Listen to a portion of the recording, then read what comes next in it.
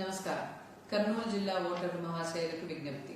మే 13, 2024న లోక్సభకు, ఆంధ్రప్రదేశ్ శాసనసభకు ఎన్నికలు నిర్వహింపబడుతున్నాయి. 18 సంవత్సరాలు నిండిన పౌరులందరూ రాజ్యాంగం కల్పించిన ఓటు హక్కును వినియోగించుకొని తమ నాయకులను స్వయంగా ఎన్నుకునే అవకాశాన్ని సద్వినియోగం చేసుకోవాలి. ఓటు వేయడం ఓటరుగా మన సామాజిక బాధ్యత.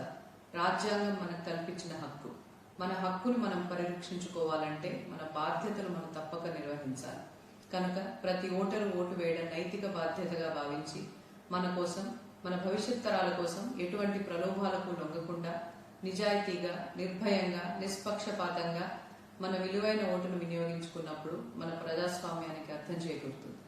రండి, మే 13వ తేదీన మనకు కేటాయింపబడిన పోలింగ్ కేంద్రంలో ఒక ఓటుతో లోక్సభ సభ్యులను, మరొక ఓటుతో ఆంధ్రప్రదేశ్ శాసనసభ సభ్యులను ఎన్నుకొని మన సామాజిక బాధ్యతను నిర్వర్తిద్దాం.